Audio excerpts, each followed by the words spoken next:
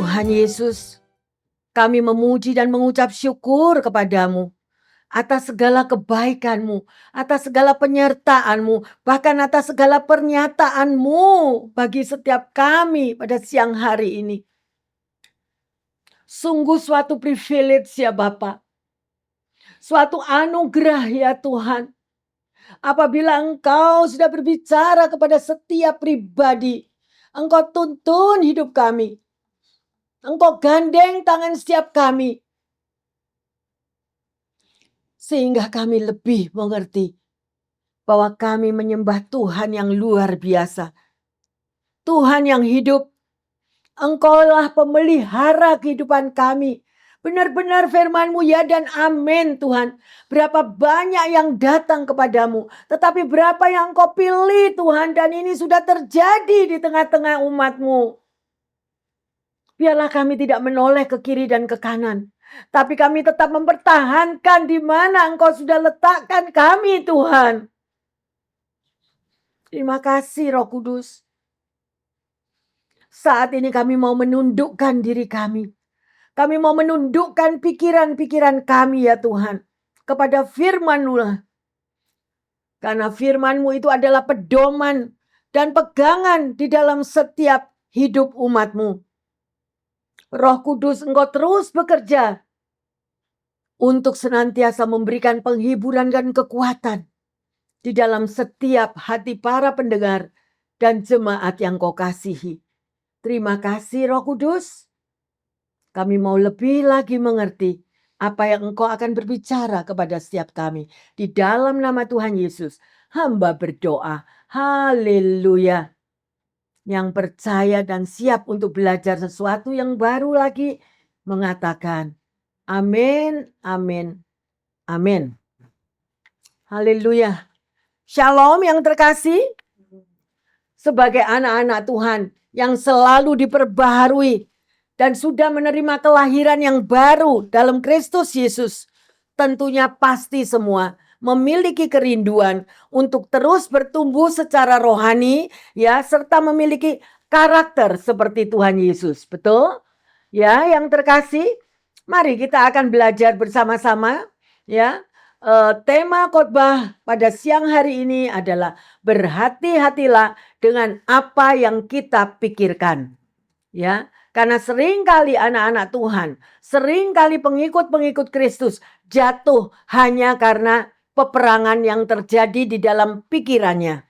Ya, sehingga kalau pikiran itu menguasai dirinya, firman Tuhan itu sudah tersingkirkan.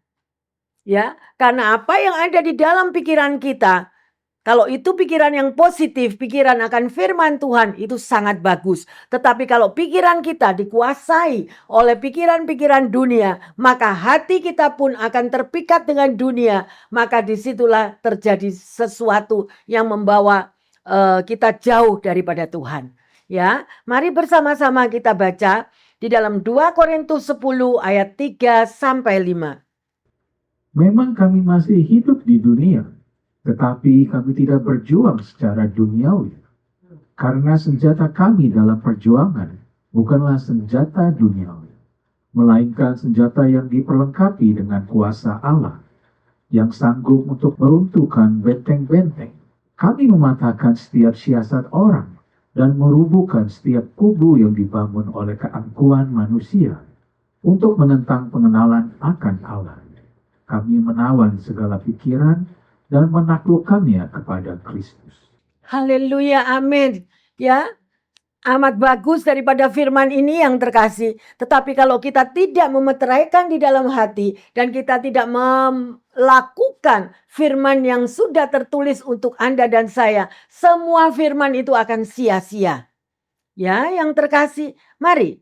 Ya, karena firman yang kita baca ini tadi mengajarkan kepada anak-anak Tuhan untuk tidak tertipu oleh tipu daya dunia dan kesombongan daripada pengenalan akan Allah.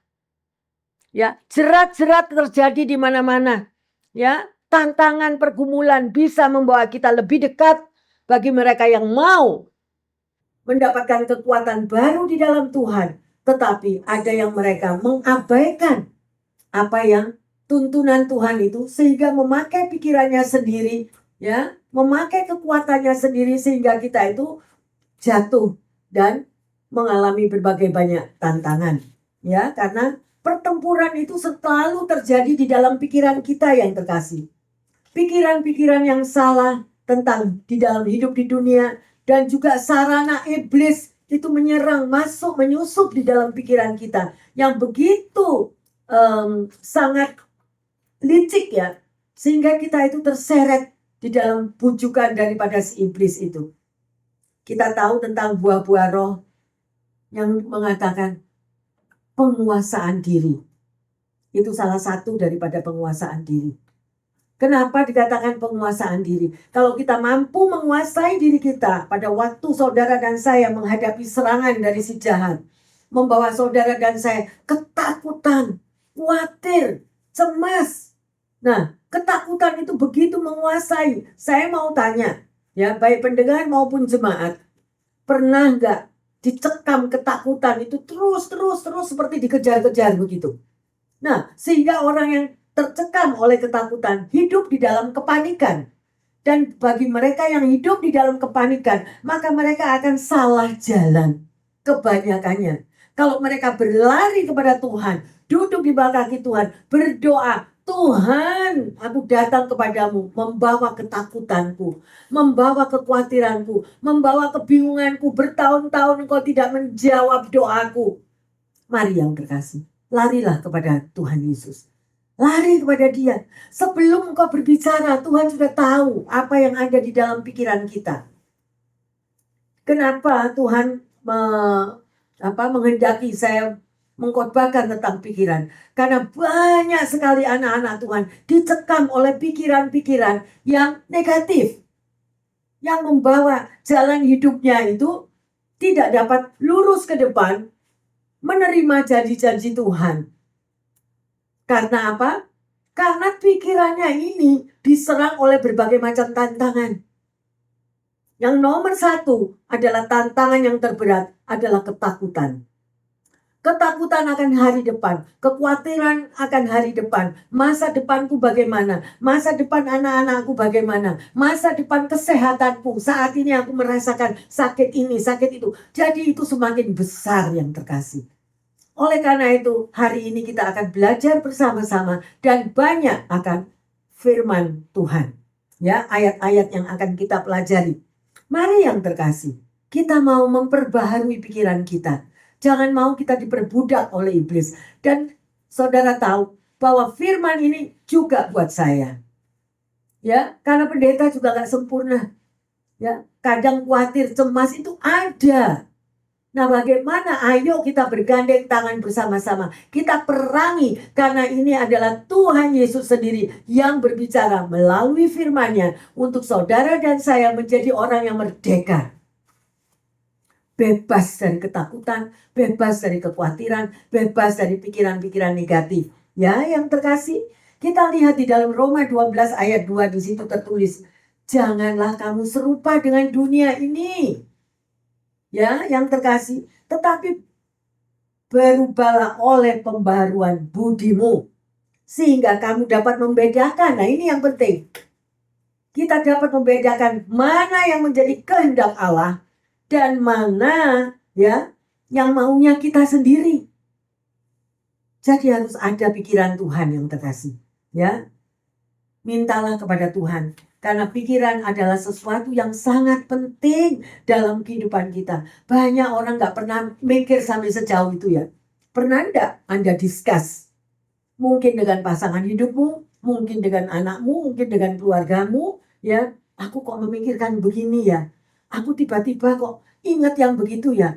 Itu padahal sudah terjadi 30 tahun yang lalu. Kenapa ya? Kok itu pikiran itu menghantui aku sekarang? Ada atau ada? Ada yang terkasih. Ya, oleh karena itu Roh Kudus mau saudara dan saya terlepas dari segala ikatan-ikatan yang sedemikian rupa. Ya, ada seorang kaisar Romawi yang bernama Marcus Aurelius Antonius. Dia berkata bahwa kehidupan seseorang dibentuk dari jalan pikirannya. Wow, Ya, jadi apa yang kau pikirkan itu sedemikian rupa, ya, itu yang akan terjadi loh. Hati-hati. Ya, kalau pikirannya positif, pikirannya bagus, is okay. Lah kalau pikirannya yang boten-boten yang nggak karu-karuan, kita akan terseret, terlarut, malam nggak bisa tidur, nangis sendiri, ketakutan, bahkan panik, bahkan gemeter sendiri. Dan kita tahu bahwa ketakutan itu bukan dari Tuhan. Ayo kita perangi bersama Tuhan Yesus. Ya, oleh karena itu ketahuilah tentang kebenaran firman Tuhan. Ya, demikian juga seorang penulis yang bernama Norman Vincent Peale, dia berkata, rubahlah pikiranmu dan engkau akan bisa mengubah dunia di sekelilingmu. Nah, jadi ini loh yang mesti dirubah yang terkasih. Ya, jangan mau kita diperbudak oleh si jahat, si iblis. Iblis itu licik. Dia tahu di mana Anda lengah. Dia tahu bagaimana membawa Anda itu terseret. Ya, terseret sedemikian rupa. Memori-memori masa lalu yang negatif. Engkau teringat pada masa kanak-kanak bagaimana hubunganmu dengan orang tuamu. Engkau merasa terbuang, engkau merasa terijek, engkau merasa dianaktirikan. Itu bisa muncul lagi. Ya, atau kita seorang pengusaha yang sukses, berhasil luar biasa, satu hari mengalami kebangkrutan. Kemudian di dalam kebangkrutan teringat semua sanjungan-sanjungan orang yang pada waktu dia mengalami ya, hidup yang sukses yang luar biasa. Nah, dan itu membawa self pity, mengasihani diri sendiri dan terjatuh dan menjadi sedih, marah, kecewa, khawatir. Nah, itulah tipu daya iblis. Semua bersumber dari mana? Pendengar yang setia dan jemaat, pikiran. Oleh karena itu penting sekali kita, ya, berhati-hatilah. Jadilah menurut imanmu. Kalau iman kita, oh iya, saya sudah tidak bisa apa-apa, saya sudah tua, saya tidak bisa apa-apa, saya sudah tidak memiliki masa depan. Ingat, Anda tahu kan semua yang pernah makan Kentucky Fried Chicken? Ya, pada usia berapa dia bangkit? Pada usia berapa dia mulai mengalami kesuksesan yang besar? Bukan pada saat dia muda yang terkasih. Pada saat dia sudah menjelang tua, menjelang orang mau retire, 65, sekitar sedemikian usianya. Berarti apa yang terkasih? Berarti buat Tuhan tidak ada yang mustahil. Kita melihat bagaimana pelayanan Abraham dipilih, Musa dipanggil, Joshua dipanggil, ya, Paulus dipanggil. Mereka bukan lagi remaja, bukan lagi umur 30, 40 yang terkasih. Ya, oleh karena itu, ayo bangkit. Kita mau perangi apa yang menjadi sumber kejatuhan saudara dan saya apabila kita tidak peka. Jangan merasa, oh, Tuhan, umurku sekarang sudah mau dekat 60 tahun, Tuhan. Gimana Tuhan, anak-anakku sudah tidak mau sama aku. Mereka punya keluarga sendiri, mereka punya rumah sendiri, aku dibiarkan sendiri. Apa? Yang terkasih, saya berbicara mewakili para manula. Jangan bersandar kepada manusia, siapapun dia. Jangan. Sekalipun kau punya anak 10. Sekalipun yang tidak punya anak. Kita tetap biji mata Tuhan. Kalau kita selalu tiap hari melekat, berbicara positif, berpikir positif, masa depanku gilang gemilang di dalam pelukan Tuhan. Hidupmu dan hidupku akan mengalami keajaiban demi keajaiban. Kalau engkau rajin membaca firman Tuhan, makanya digalakkan setiap hari, bacalah firman Tuhan. Itu yang menguatkan hatimu yang terkasih. Why? Karena pembelaan Tuhan bukan di tengah keluargamu. Camkanlah itu. Bukan saya mengecam bahwa mereka yang punya keluarga tidak bagus. No. Tetapi jangan bersandar kepada siapapun, sekalipun itu anak-anakmu, sekalipun itu saudaramu, sekalipun itu orang tuamu. No. Ya. Bahkan ada anak-anak muda mengatakan, Bu Pendeta, saya nggak takut. Orang tua saya miliarder. Bahkan orang tua saya selalu berbicara, "Nah, enggak usah takut kamu. 10 keturunan daripada kamu. Papa masih bisa membiayai." Jadi anak ini enggak bisa apa-apa seperti orang ya yang gimana? Anda bisa bayangkan sendiri. Dan anak-anak ini dengan sombongnya ke kiri ke kanan mengatakan, "Aku udah takut masa depanku, kekayaan orang tuaku ya akan menghidupi aku sampai 10 keturunanku." Ya, baca firman Tuhan akan orang kaya ya yang dimana dikatakan malam hari ini pun engkau akan jiwamu akan melayang. Hati-hati yang terkasih. Jangan mengandalkan berhala-berhala palsu. Tanamlah berkatmu kepada Dia, Raja di atas segala raja, yang sudah menghembuskan nafasnya di dalam hidupmu dan hidupku. Kalau engkau tahu bahwa hidupmu itu bukan sembarangan, dan engkau juga bukan orang sembarangan, engkau tahu bahwa saudara dan saya adalah biji mata Tuhan, perhatikanlah sikapmu hidup. Perhatikanlah perkataan-perkataanmu juga. Jangan sampai kita menyakiti hati orang lain. Dan jangan bersandar kepada orang lain.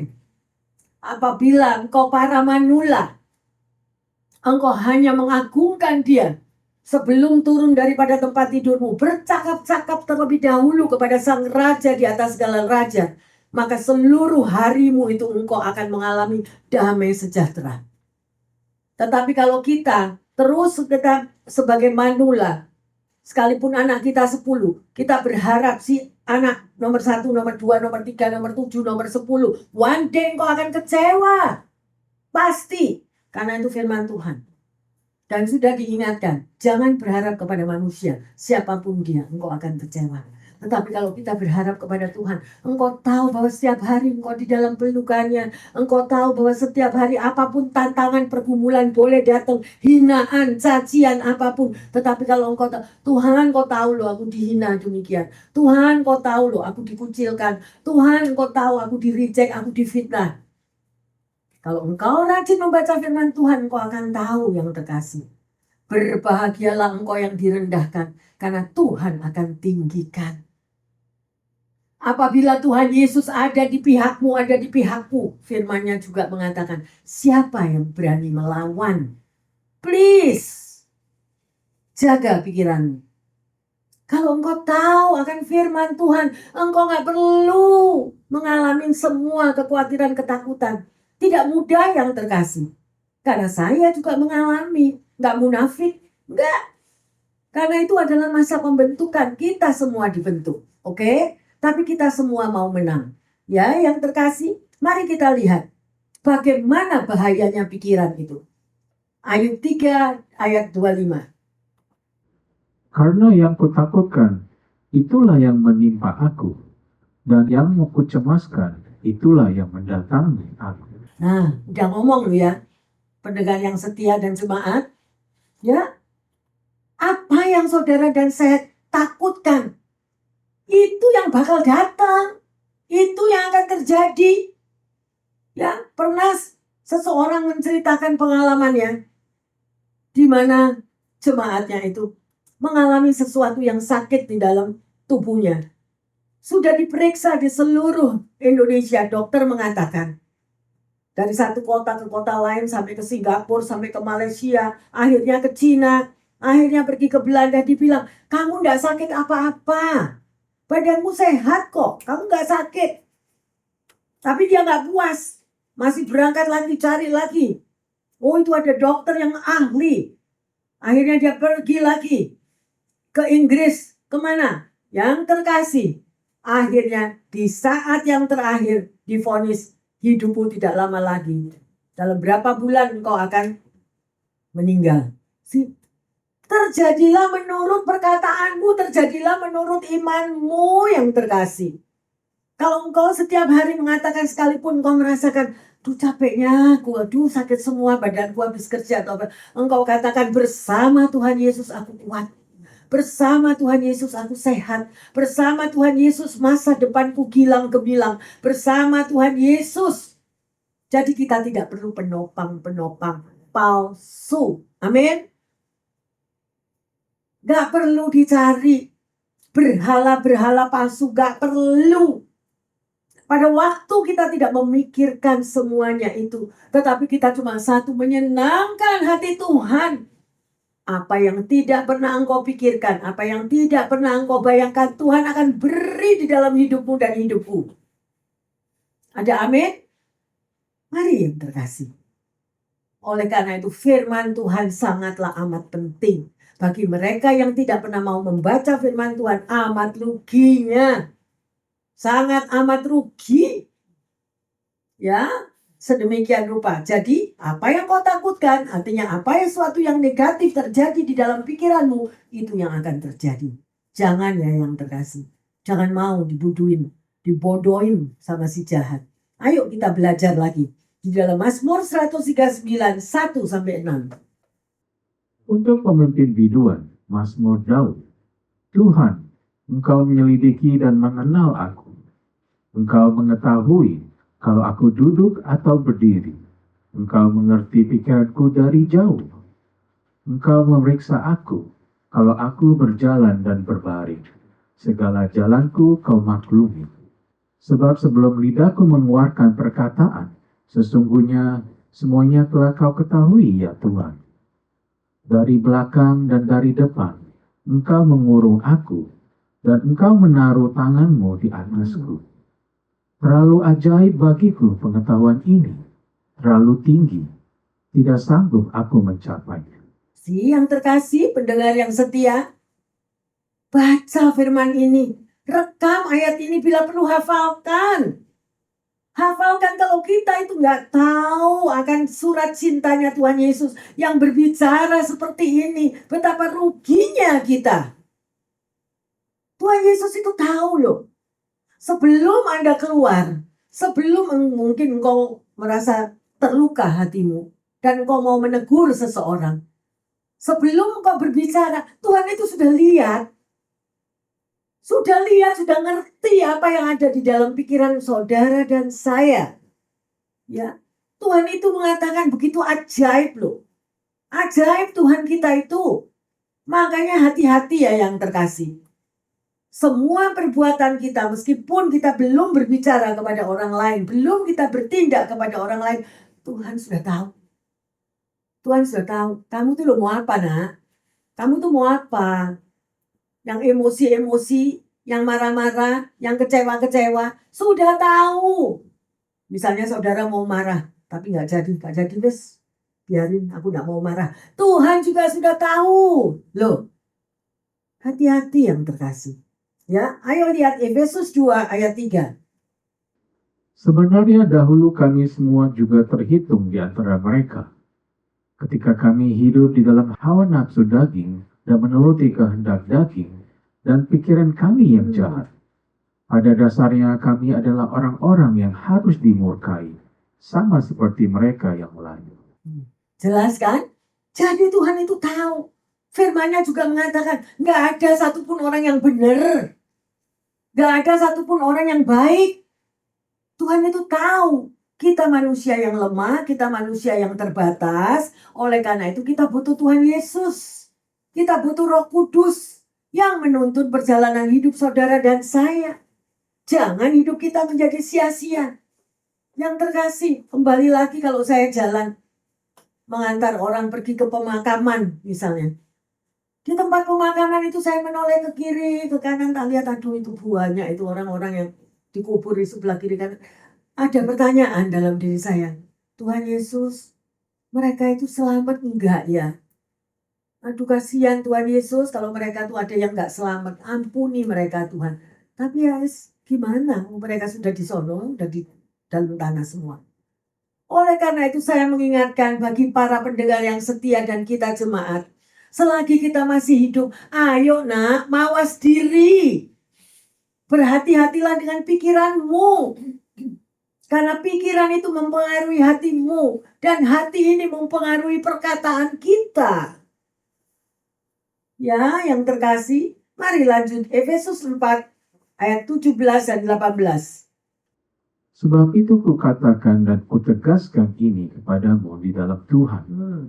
Jangan hidup lagi sama seperti orang-orang yang tidak mengenal Allah dengan pikirannya yang sia-sia dan pengertiannya yang gelap, jauh dari hidup persekutuan dengan Allah, karena kebodohan yang ada di dalam mereka dan karena kedengkilan hati mereka. Artinya apa yang terkasih? Saya mau singkat aja ayat ini. Ini adalah orang bebal. Orang bebal, orang yang tidak bisa dikasih tahu. Orang bebal, orang yang selalu menang sendiri. Sekalipun firman itu boleh berbicara, sekalipun ada 10 hukum perintah Allah, that is nothing bagi orang bebal. Ingat yang terkasih, apalagi orang yang suka cuek. Emangnya gua pikirin, I don't care. Ya, demikian kalau kita I don't care akan firman Tuhan, akan segala sikap hidup kita dengan seorang sekelilingnya. Tuhan apa kira-kira juga care sama kita? Hati-hati apa yang kau tabur kita akan tuai yang terkasih. Berhati-hatilah kita berbicara, berhati-hatilah juga dengan pikiran kita. Ingat, kita punya keluarga. Kita nggak hidup sendiri. Atau ada yang bilang, pendeta saya jomblo. Saya jomblo, saya nggak mikiri, saya nggak punya keturunan kok. Ngapain? Oh ya. Tapi firman Tuhan mengatakan apa? Setiap orang akan mempertanggungjawabkan. Apalagi di hari pengadilan. Ya, ayo kita mau mawas diri. Ya, jangan mau. Kita harus berjuang yang terkasih. Sejak Adam dan Hawa jatuh di dalam dosa, berarti dosa itu sudah mengikuti. Ya, di mana dosa itu mengikuti daripada bujukan-bujukan dari kalau si Hawa itu terbujuk oleh ular. Demikian juga kita yang sudah hidup di zaman now. Nggak ada. Bu Pendeta, nggak ada ular yang bojoki saya. Nggak ada. Itu kan zamannya Adam. Saya kan nggak hidup dalam zamannya Adam. Yes. Tapi apakah saudara dan saya tahu bahwa kita hidup di tengah-tengah dunia yang seperti ini? Temptation terjadi di tengah-tengah dunia seperti ini. Dan iblis tahu. Dipakailah dunia itu untuk mengatrak saudara dan saya. Ya. Sedemikian rupa. Mari yang terkasih. Ya, kita harus berjuang mengalahkan kedagingan kita. Kalau Hawa pada waktu itu tidak terbujuk oleh si ular, selamat dia. Ya, dan bagaimana saudara dan saya saat ini? Jangan sampai saudara dan saya terbujuk. Jangan menukar keselamatan yang Tuhan sudah berikan dengan kita hidup di dalam neraka yang kekal. Jangan mau yang terkasih. Semua harus berjuang. Berjuang, masuklah kepada pintu yang sempit itu. Agar kita semuanya bertemu muka dengan muka one day di surga bersama Tuhan. Amin. Mazmur 77 ayat 5 dan 6. Engkau membuat mataku tetap terbuka. Aku gelisah sehingga tidak dapat berkata-kata. Aku memikir-memikir hari-hari zaman purbakala. Tahun-tahun zaman dahulu aku ingat. Ya, yang terkasih lihat. Siapa yang suka lihat lepas? Pendengar yang setia dan jemaat. Sekalipun sudah kakek-kakek. Masih teringat nenek-nenek. My first love, pastor. My first love tidak ada yang gantiin. Ya, sedemikian rupa. Jadi sekalipun mereka mempunyai hidup yang baru, pasangan yang baru, keluarga yang baru, pikirannya setiap hari kepada yang pas. Nah, dan ini mempengaruhi cara hidup kita. Ya, selalu membanding-bandingkan yang saat ini, yang baru ini dengan perbandingan yang lama. Belum tentu juga kalau dia hidup bareng sama yang lama, enggak gebuk-gebukan. Tidak ada yang sempurna. Semuanya adjustment. Di tengah keluarga, pasangan suami istri, orang tua dan anak, selalu ada pembentukan yang terkasih. Oleh karena itu mohonlah kekuatan dari Tuhan. Gak mudah. Mengalahkan daging itu gak mudah. Tetapi kalau kita minta sebelum bangun pagi, Tuhan seluruh hari ini cengkeram hidupku. Cengkeram rohku. Agar aku bisa mengerti keberadaan orang lain bisa mengerti conversation dengan orang lain, sehingga selalu ada damai sekalipun itu ada salah paham, ada hal-hal yang tidak kita mengerti, tetapi kita masih memiliki rasa kedamaian. Ya, jadi harus ada usaha yang terkasih. Jangan hidup lost control. Orang yang hidup lost control itu orang bebal. Ngomong ya ngomong semau-maunya. Bertindak ya bertindak semau-maunya. Sekalipun sudah punya istri, punya keluarga. Bertemu di pasar masih peluk kiri, peluk kanan. Nah itu model gimana? Ada atau ada? Saya nggak mau masuk ke dalam. Oke, yang terkasih, koreksi diri masing-masing. Mari kita lanjut di dalam Roma 8 ayat 5. Sebab mereka yang hidup menurut daging memikirkan hal-hal yang dari daging. Mereka yang hidup menurut roh memikirkan hal-hal yang dari roh. Jelas kan yang terkasih? Ada dua. Saudara dan saya adalah anak Tuhan. Kita memiliki manusia daging, kita memiliki manusia roh. Nah di sini, kalau engkau terus memberi makan manusia dagingmu, maka manusia rohani kita itu akan merosot. Tetapi kalau kita terus memiliki hubungan pribadi dengan Tuhan Yesus, maka manusia rohani kita itu menjadi kuat. Kita nggak akan terombang-ambing, kita nggak akan bisa terseret di dalam kedagingan, pengaruh-pengaruh kedagingan dari yang luar, temptation yang dari luar yang mengatrak hidup saudara dan saya, karena kita tahu manusia rohani kita itu akan mengingatkan kita. Manusia rohani, Roh Kudus akan menegur kita kalau kita mulai berjalan salah langkah. Perhatikan akan hal ini. Ya, yang terkasih sedemikian rupa. Ya, saudara tahu apa itu artinya logos?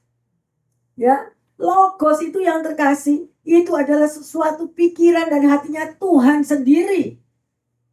Ya, di dalam firman-Nya. Ya, oleh karena itu mari kita mau selalu bersekutu dengan Tuhan Yesus. Ya, sedemikian rupa. Ya. Mari kita mau melihat pikiran Tuhan dan firman Tuhan yang ada itu seperti apa yang tertulis di dalam Yohanes 1 ayat 1. Ya, itulah logos yang terkasih. Dan itu ada di dalam bagian hidupmu dan hidupku. Ya. Mari kita akan lanjut yang terkasih. Kalau kita membaca firman Tuhan itu terus-menerus, ya, maka hati kita itu juga akan kuat. Tidak mudah terpengaruh oleh situasi dunia. Mazmur 139 ayat yang ke-17. Dan bagiku, betapa sulitnya pikiranmu, ya Allah, betapa besar jumlahnya. Nah, ya, sudah ditulis juga yang terkasih pendengar yang setia. Saudara dan saya nggak bisa mengerti akan pikiran Tuhan. Nggak akan bisa ngerti. Tetapi kalau Anda selalu mau membaca firman Tuhan, selalu bersekutu dengan Tuhan, selalu bercakap-cakap memiliki hubungan pribadi, kita berseru kepada Roh Kudus. Kalau kita membaca firman Tuhan dan tidak mengerti, mohonlah kepada Roh Kudus. Berikan aku hikmat-Mu. Berikanlah aku pengertian yang daripadamu. Kadang-kadang hikmat itu saudara nggak ngerti, tapi ada orang lain yang mengerti, yang diberikan roh hikmat. Oleh karena itu, yang terkasih, hidup kita ini seperti puzzle. Hendaklah kita saling membantu, saling membangun, saling bersatu di dalam roh Tuhan. Ya, sehingga kita saling melengkapi sebagai anak-anak Tuhan. Ya, gak bisa kita mau hidup sendirian, itu gak bisa. Kita gak bisa menjangkau pikiran daripada Tuhan Yesus yang begitu luas dan dalamnya. Ya, hanya Roh Kudus yang akan membukakan, menyingkapkan hal-hal yang tersembunyi. Ya, untuk saudara dan saya. Sedemikian rupa. Di dalam Mazmur 139 ayat 2-3. Selidikilah aku, ya Allah, dan kenalah hatiku. Pujilah aku, dan kenalah pikiran-pikiranku. Berani gak ngomong gini sama Tuhan? Selidiki aku ya Tuhan. Aku tidak tahu.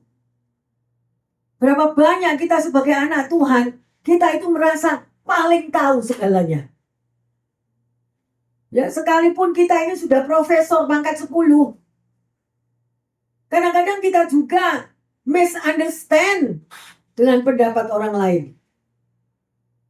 Nggak bisa kita untuk mengerti pikiran sesama kita aja, kadang-kadang kita meleset. Apalagi kita mau mengenal pikiran Tuhan. Oleh karena itu di dalam Mazmur di sini, ya, Raja Daud mengatakan, check in me. Selidiki aku ya Allah. Kenali hatiku. Berani loh. Ya, Raja Daud bilang, ujilah akan daku. Kenalah pikiran-pikiranku. Berani nggak saudara dan saya ngomong, Tuhan, ujilah aku Tuhan. Ujilah aku Tuhan, ya ampun Tuhan. Berani ngomong gitu. Kalau kita merasa bahwa kita ini masih memiliki kekurangan. Aduh Tuhan, nggak usah diuji. Udah tahu kalau aku ini orang lemah. Wis, pokoknya nggak ada yang benar. Jangan diuji lagi Tuhan, karena hidupku itu terbuka di tangan Tuhan. Hidupku terbuka di tangan Tuhan. Dia tahu kalau pikiran kita itu salah. Dia tahu kalau kita punya pikiran negatif. Dia tahu kalau kita punya pikiran licik, sneaky. Anda pernah ketemu nggak sama orang-orang sneaky? Orang yang licik ya. Padahal lawannya orang yang polos. Orang yang nggak ngerti apa-apa. Ya, orang polos, orang-orang yang begitu naif, seringkali menjadi makanan daripada orang-orang yang licik. Makanya kita butuh Roh Kudus. Ada perlindungan Tuhan. Ya, karena Tuhan itu pelindung, Bapa pengasih kepada orang-orang yang rendah hati, kepada orang-orang yang lemah. Gak usah takut. Tuhan Yesuslah perlindungan Anda dan saya. Amin. Haleluya yang terkasih. Ya, jadi di dalam Ayub 3:25 tadi sudah kita baca kan? Apa yang kita takutkan itu akan terjadi. Oleh karena itu berhati-hatilah. Makanya kenapa ditulis di kitab Ayub? Karena Ayub itu punya pengalaman sama Tuhan. Dia memiliki experience. Apa yang dia takuti itu yang terjadi. Ya, ayo cegahlah hidupmu dan hidupku daripada ketakutan. Daripada Anda mengalami ketakutan yang seperti itu, datang lari kepada Tuhan, peluklah Dia. Tuhan, aku takut akan masa depanku. Aku takut melihat tanda-tanda zaman yang terjadi saat ini. Di mana nanti keluargaku? Di mana cucu-cucuku? Tuhan tahu apa yang terjadi dalam diri kita. Ya, berserulah kepadaku, Tuhan bilang. Serahkanlah bebanmu. Serahkanlah kekhawatiranmu kepadaku. Itulah Tuhan yang berbicara. Ya, bukannya kita kalau sudah stres, kita takut, terus larinya yang ke negatif. Supaya nggak stres, ya sudah, Bu Pendeta, saya mabuk aja. Saya minum minuman aja. Sehingga saya mabuk, ngedrak, saya lupa kan beban saya. No, itu bukan jalan daripada Tuhan. Semakin kita jatuh dalam dosa yang terkasih. Ya, jangan seperti itu. Mari kita lihat di dalam Filipi 2 ayat yang kelima. Hendaklah kamu dalam hidupmu bersama menaruh pikiran dan perasaan yang terdapat juga dalam Kristus Yesus. Nah, apa yang terkasih, pendengar yang setia? Ya, firman-Nya mengatakan, hendaklah kamu dalam hidupmu bersama. Bukan hendaklah kamu dalam hidupmu sendirian. Enggak. Ya, terus dikatakan apa? Menaruh pikiran dan perasaan yang terdapat juga dalam Kristus Yesus. Berarti pikiran saudara dan saya harus ya sama dengan apa yang ada di dalam firman Tuhan yang Kristus Yesus itu kehendaki. Kalau Tuhan Yesus tidak pernah berpikiran yang salah, yang boten-boten, demikian juga saudara dan saya, berpikirlah positif yang terkasih. Seringkali Pastor Roland tegur saya. Sometimes I can't do it. Tetapi ada waktu-waktu tertentu saya juga lemah. Saya nggak mampu. Oleh karena itu yang terkasih, terus baca firman Tuhan. Up and down. Itu yang terkasih. Masa pembentukan terus. Kalau di situ dinyatakan, kalau engkau tidak makan firman, kalau engkau tidak kuat di dalam manusia rohanimu, itu bayangkan loh. Ya, orang yang selalu membaca firman Tuhan, orang yang memiliki saat teduh berjam-jam bersama Tuhan, masih bisa kadang-kadang itu memiliki rasa takut, memiliki rasa khawatir, memiliki melihat tanda-tanda zaman yang seperti ini. Ya, sangatlah amat baik. Ya, hendaklah saudara dan saya di dalam hidup bersama memiliki pikiran dan perasaan yang Tuhan Yesus ajarkan. Jadi jangan los jalan sendiri, belandang sendiri, hilang. Amin. Kita membutuhkan satu dengan yang lain, seperti puzzle. Ya, sedemikian rupa yang terkasih. Mari kita lanjut di dalam Filipi 4 ayat yang ke-7. Damai sejahtera Allah yang melampaui segala akal akan memelihara hati dan pikiranmu dalam Kristus Yesus. Nah, sekarang saya mau tanya. Hari ini, apakah ada di dalam hidupmu dan hidupku kedamaian dari Allah tadi? Pendengar yang setia, bagaimana di tengah keluargamu? Bagaimana di tengah pekerjaanmu? Bagaimana di dalam engkau mau berangkat pergi ke gereja, ke rumah Tuhan? Apa engkau mengalami damai sejahtera daripada Tuhan? Karena kedamaian itu melampaui dari segala pikiran kita. Dan kalau ada kedamaian daripada Tuhan, itu yang akan memelihara hati dan pikiran kita. Karena pikiran kita ini suka belandang yang terkasih. Berapa banyak saya mau tanya. Perjalanan Anda mau ke gereja kan? Tapi bisa salah jalan sampai belok ke tempat-tempat yang lain salah jalan. Pernah enggak? Ya. Sedemikian rupa bahwa kita ini manusia yang terbatas. Kita butuh Tuhan dan kita butuh sesama. Jangan kita mau hidup sendirian terisolir. Ya, akhirnya kita nggak tahu apa-apa. Komunitas itu sangat amat diperlukan di dalam kehidupan kita sesama anak Tuhan. Satu dengan yang lain saling menopang, saling mensupport, saling menguatkan.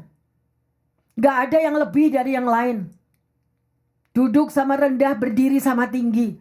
Sama-sama bergandeng tangan. Bebanmu adalah bebanku. Ya, dan bukan untuk dibicarakan di luar dengan bicara yang negatif. Ayo yang terkasih. Milikilah pikiran Kristus. Milikilah hati Kristus di dalam hidupmu dan hidupku. Ya, sungguh luar biasa. Ya, oleh karena itu isilah pikiran-pikiran kita dengan firman Tuhan. Karena firman Tuhan itu yang akan meluruskan jalan kaki kita semuanya. Ya, sedemikian rupa. Jadi hari ini tadi kita sudah belajar ya bagaimana berhati-hati dengan pikiran kita itu. Ya, tanya kepada diri sendiri.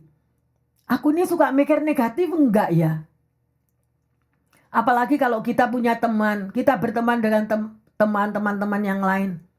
Hanya diam bibir mulut kita, tetapi pikiran kita memandang si A sudah negatif. Memandang si B sudah negatif. Berasumsi yang negatif. Pernah enggak mikir gitu? Kalau itu ada, ayo kita perangi. Karena ada mata Tuhan loh. Mata Tuhan lihat. Ya, sedemikian rupa yang terkasih. Ya. Kita sebagai anak Tuhan pastikan. Harus bisa memastikan bahwa pikiran kita dan emosi kita itu, tindakan kita itu, apakah tunduk kepada pimpinan Kristus Yesus. Tunduk kepada pimpinan Kristus Yesus gimana? Bu Pendeta, saya tidak lihat Kristus Yesus. Melalui firman-Nya yang terkasih.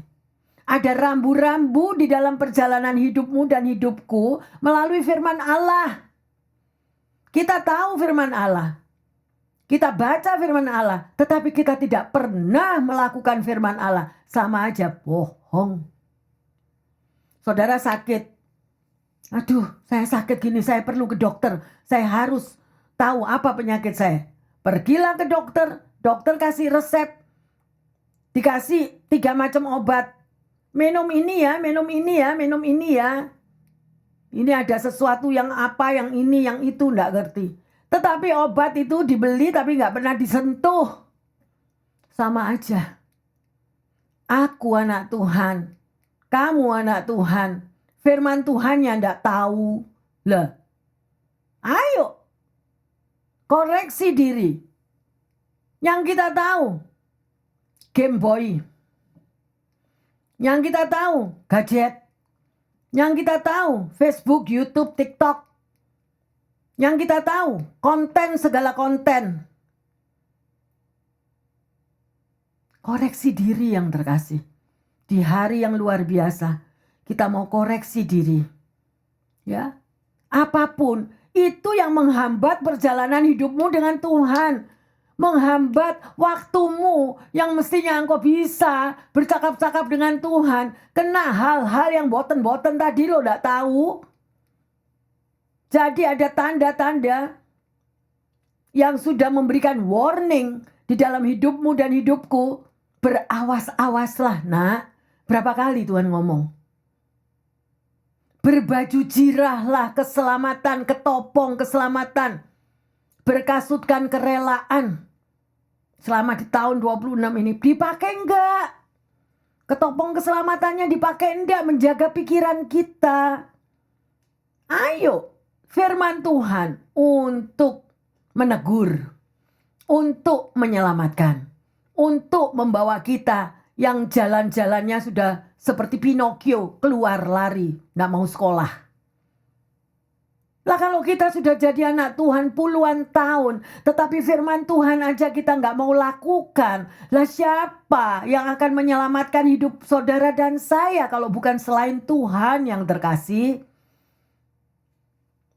Mari yang terkasih, jangan lupa bahwa saudara dan saya setiap hari mengalami peperangan rohani. Setiap hari. Mungkin Anda di rumah. Mungkin Anda mau berangkat bekerja di kantor, di dalam perjalanan. Mungkin di tengah pekerjaanmu di kantor. Di segala tempat. Iblis setiap hari pasang radar. Siapa yang bisa ditelannya? Dan kalau kita tidak berawas-awas, maka kita akan ditelannya. Ya, yang terkasih, hari ini kita sudah belajar untuk selalu berhati-hati dengan apa yang kita pikirkan.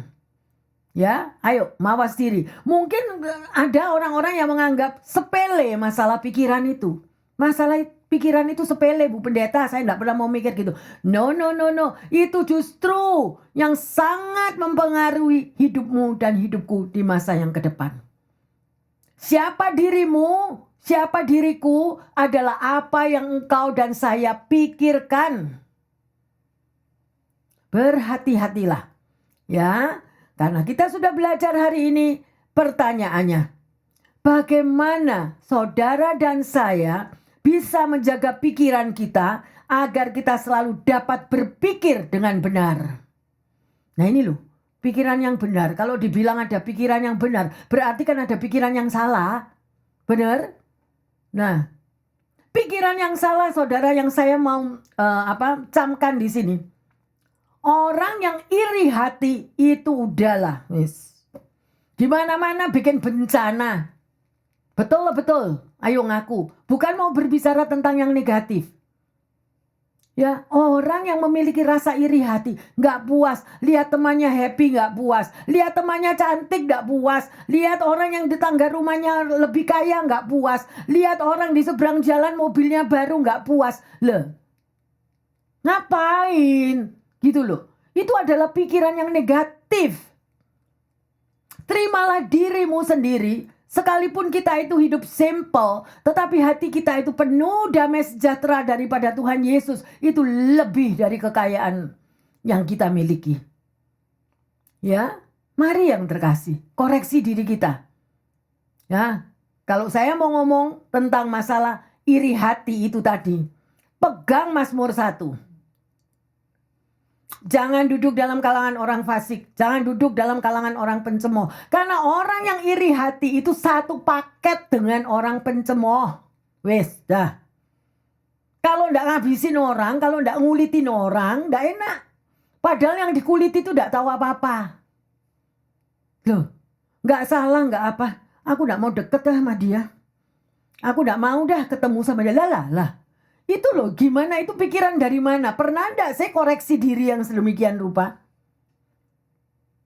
Ayo kita mau berantas itu. Ya, kalau ada rasa iri hati di dalam diri kita patahkan dalam nama Yesus. Dan kalau engkau memiliki teman-teman yang iri hati, bukan saya itu ngajari yang tidak benar, ya, doakan dia. Doakan dan hindarilah dia. Kenapa saya katakan hindari? Supaya saudara dan saya jangan sakit terus. Amin. Ya, itu caranya. Doakan terus dan ampuni. Jangan bawa lagi masalah-masalah tahunan puluhan tahun yang mengecewakan. Ya. Yang kedua, pertanyaannya, mengapa saudara dan saya setiap hari harus menyerahkan pikiran-pikiran kita itu dan menaklukkannya kepada Kristus Yesus? Jadi pikiran kita ini mesti ditaklukkan. Jangan mikiri yang aneh-aneh, jangan mikiri yang... Ada lagi tuh pepatah kalau Indonesia bilang apa? Seperti si pungguk merindukan bulan. Daripada kita seperti si pungguk merindukan bulan, rindukanlah perjumpaanmu dengan Tuhan Yesus. Melalui apa? Doa. Saat teduh. Jam 2, jam 1, jam 3. Penuh damai sukacita. Kalau engkau memiliki hubungan pribadi dengan Tuhan Yesus, engkau merasakan pelukannya. Engkau merasakan damai sejahteranya. Sekalipun hatimu gonjang-ganjing. Sekarang hatimu tuh sedih banget. Sekalipun engkau merasakan beban pergumulan. Lihat kiri, beban lihat kanan, beban lihat maju ke muka. Abu-abu.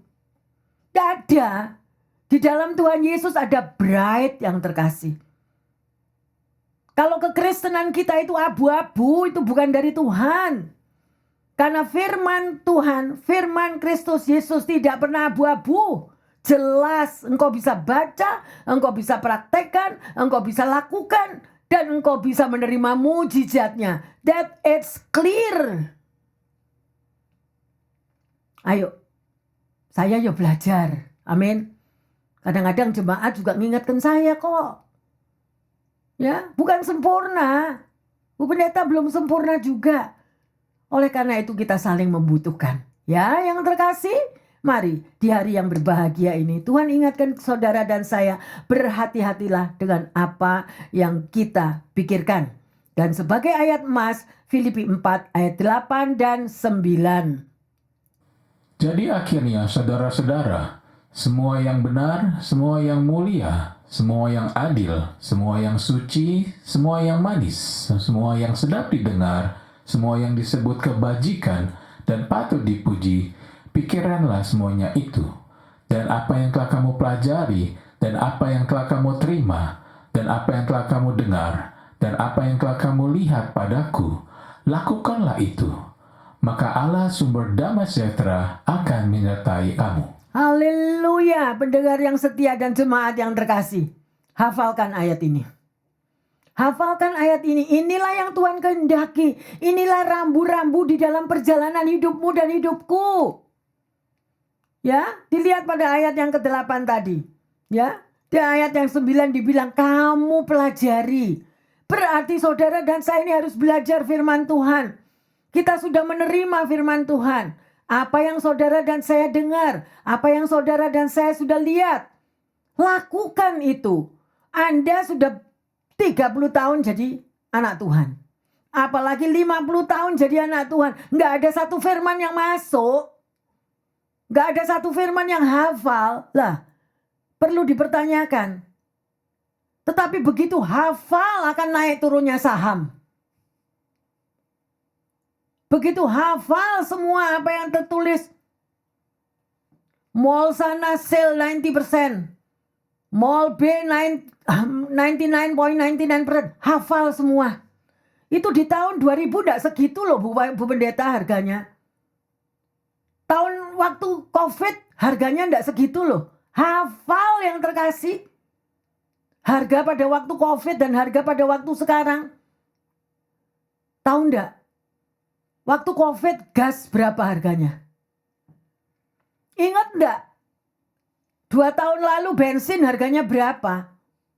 Lah sekarang kok bensin harganya jadi selangit? Itu hafal.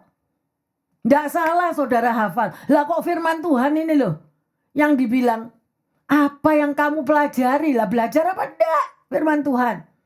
Apa yang kamu terima? Lah diterima enggak duduk 2 jam di gereja itu? Ya? Apa yang saudara dengar di gereja itu? Dengar firman Tuhan? Atau di dalam gereja hanya duduk dengar untuk janjian bersosialisasi? Ada atau ada? Saya cuma meluruskan firman Tuhan ya, pendengar yang setia dan jemaat. Gereja adalah tempat pertemuan hatimu dan hatiku. Diperbaiki, direnovasi oleh kuasa Roh Kudus. Maka Allah sumber damai sejahtera akan menyertai hidup saudara dan saya. Ada amin? Haleluya. Ayo kita masuk dalam doa. Bapa dalam surga, kami mengucap syukur. Tuhan, sekarang kita lebih mengerti betapa Tuhan pentingnya untuk kita itu berawas-awas dengan pikiran kita. Begitu pentingnya kita untuk menjaga pikiran kita Tuhan. Sehingga melalui pikiran itu Tuhan, terjadi satu peperangan, terjadi pertempuran Tuhan. Yang sedemikian rupa, sehingga umat-Mu mengalami tidak ada damai sejahtera. Tetapi Engkau mau meluruskan hidup kami. Siang hari ini Engkau menegur kami Tuhan. Ampuni kami. Ampuni kami Tuhan. Kalau kami selalu memikirkan hal-hal yang negatif. Kalau kami selalu tidak mampu melakukan apa yang menjadi kehendak-Mu di dalam hidup kami. Yaitu untuk berpikir seperti Kristus. Yaitu berpikir sesuai dengan firman Tuhan. Benahi hidup kami Tuhan. Beri kekuatan pada saat Tuhan menegur. Beri kekuatan pada waktu Tuhan mau membentuk setiap kami. Berikan kami roh surrender Tuhan. Roh penyerahan total. Agar kami ini bisa Tuhan dibentuk dan menjadi manusia yang layak sebagai pelaku-pelaku firman-Mu. Sehingga hidup kami diperbaharui. Pikiran kami juga diperbaharui. Terima kasih Tuhan Yesus, terima kasih. Biarlah di hari yang luar biasa ini, melalui firman Tuhan kami ditegur. Kami akan menjadi manusia yang baru, menjadi berkat, di mana Engkau akan mengutus setiap anak-anak-Mu ke seluruh penjuru, menjadikan mereka berkat dan terang bagi mereka yang hidup di dalam kegelapan. Terima kasih Bapa dalam surga, secara khusus hamba berdoa bagi mereka yang kekurangan kesehatan. Tuhan, kami percaya bahwa kematian Kristus Yesus di kayu salib, darahnya yang tercurah, mampu menyembuhkan, membebaskan, memberikan kekuatan ekstra di dalam penyembuhan, kesehatan di tubuh mereka. Terima kasih Bapa, Engkau yang senantiasa memberikan Tuhan. Darah tercurah dari Kalvari itu memberikan mujizat yang luar biasa di dalam mereka yang mengalami, yang merindukan kesembuhan di dalam tubuh jiwa rohnya. Demikian juga hamba berdoa bagi mereka yang mengalami kesulitan ekonomi. Tuhan, Engkau tilik mereka. Engkau tahu kebutuhan hidup mereka. Engkau tahu apa yang mereka rindukan untuk biaya hidup di tengah keluarganya. Apapun yang mereka kerjakan Tuhan, Engkau jadikan berhasil. Segala belalang-belalang pengerip, pelompat, pelaha, pindahan, semua belalang-belalang itu Engkau sirnakan, Engkau usir dalam nama Yesus. Kalau mereka setia melakukan akan firman Tuhan. Sehingga hidup mereka boleh tercukupi ya Tuhan. Terima kasih Tuhan Yesus, terima kasih. Biar bagi mereka yang tidak memiliki pekerjaan, Tuhan Engkau buka jalan. Buka terobosan Tuhan, agar mereka boleh memiliki pekerjaan, agar mereka menemukan bahwa di dalam Tuhan Yesus ada perubahan ekonomi. Di dalam Tuhan Yesus ada jalan keluar di tengah tekanan ekonomi mereka. Karena kami menyembah Tuhan Yesus yang hidup. Terima kasih Bapa, terima kasih. Hamba berdoa bagi mereka yang kekurangan keadaan sosial di tengah keluarganya. Antara suami dan istri, antara orang tua dan anak, antara mertua dan menantu, antara saudara bersaudara. Tuhan persatukan mereka dengan kasih Kristus. Berikanlah mereka roh kasih. mampu mengampuni satu dengan yang lain. Mampu Tuhan mendobrak tanah hati mereka. Apabila mereka tidak mengampuni, Engkau juga tidak akan mengampuni Tuhan. Lepaskan kasih-Mu Tuhan. Roh kasih boleh melumer di dalam hati setiap mereka-mereka yang terluka. Roh kasih boleh menutupi setiap hati-hati yang kecewa. Hati-hati yang marah. Hati-hati yang Tuhan tidak dapat mengampuni. Engkau lumuri dengan kasih Bapa. Terima kasih Tuhan Yesus. Karena hanya darah Yesus yang memampukan perubahan di tengah-tengah situasi keluarga masing-masing.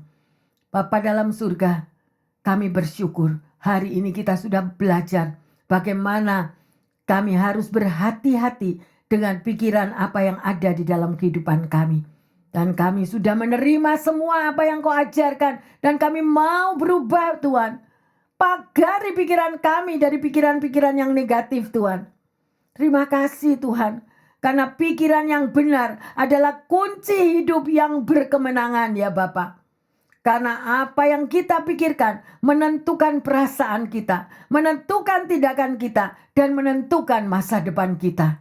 Ampuni kami Tuhan. Mulai saat ini kami pertaruhkan setiap pendengar dan jemaat yang setia. Memberikan pikirannya, memberikan kehendak bebasnya, dan hidup menurut sesuai dengan apa yang Kau ajarkan melalui firman-Mu. Di dalam nama Tuhan Yesus, hamba berdoa dan mengucap syukur. Haleluya. Amin, amin, amin. Bapak, Ibu, Saudara-saudari yang terkasih dan jemaat, ayo. Hari ini kita sudah belajar, sudah dihimbau, berhati-hatilah dengan pikiran kita. Ya, kita mau selalu yang berpikir yang positif. Dan kita mau buang semuanya pikiran-pikiran yang negatif. Dan tidak mau lagi membawa pikiran masa lalu. Tetapi hari ini adalah sesuatu yang baru, pikiran yang baru, hidup yang baru. Yang akan menuntun perjalanan hidup saudara dan saya sesuai dengan firman Tuhan. Tuhan Yesus memberkati semua pendengar dan jemaat dimanapun berada. Haleluya. Amin, amin, amin.